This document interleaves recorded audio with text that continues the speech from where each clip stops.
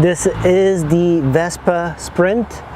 Usually I don't buy Vespas because they are very expensive. This bike is very expensive and it's got some really cool stuff. I have not ridden a Vespa.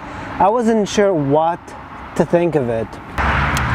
Look at this, integrated lights right here. Everything is like really high quality, even the plastics. It's got disc brakes up front and it's got ABS brakes. One thing I never noticed is that the Vespa, it's got steel braided brake lines. That's a great feature. I mean, this stuff looks to be so much higher quality than my Honda. Vespa designed the front to only have one side showing on the fork, so you have this wheel completely exposed. And it looks great. It's very Ducati-ish. It seems like the Italians like doing this sort of stuff. The fit and finish is really incredible. And it's very much like any other scooter, like where the components are. The drive is here, the airbox seems to be here. But even when I'm touching the airbox, this feels way more substantial than my Honda Elite. A neat little thing. It's plastic, so you can access this frame bolt. This bike does not have a kickstand. It has a center stand. It also has no kickstart, which is a downside of this. That's pretty interesting. You have a mechanical seat popper, so you can open up the seat. But it's got an electronic button that you can open up the seat. Inside the seat you have a couple of things. This is, I believe, a rain jacket. I'm not quite sure, but it's I think either a rain jacket or a cover for the scooter. The trunk is fairly decent.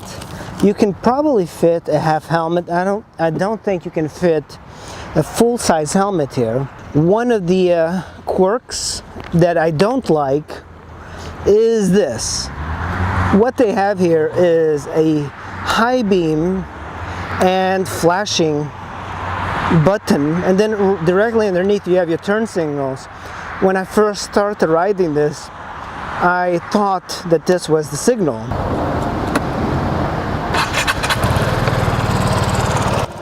Look at the details.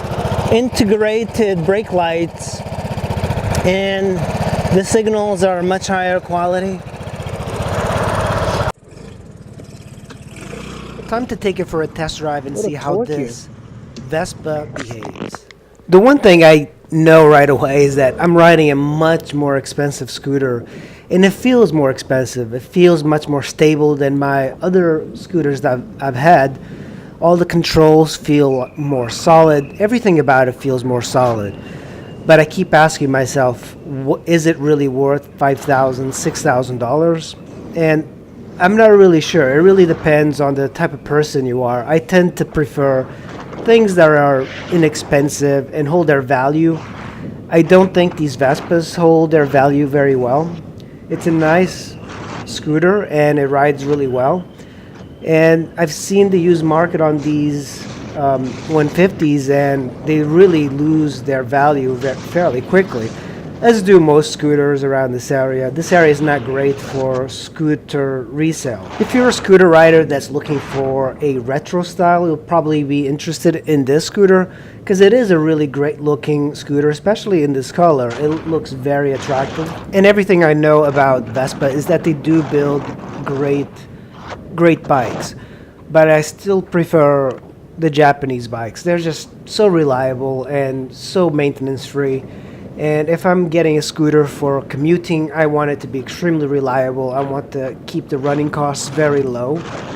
And I think a Vespa is more one of those things that's more of a lifestyle choice sort of thing instead of efficient commuting. But riding this thing is nice. It has plenty of power and it feels very torquey. You will surprise a lot of cars because it definitely has quite a bit of power, and even the exhaust sounds pretty decent for a scooter. Of course, these things are extremely easy to ride and anybody could just get on this bike and ride. All you really need to know is how to ride a bicycle. A 150cc scooter, though, you do need a license for it.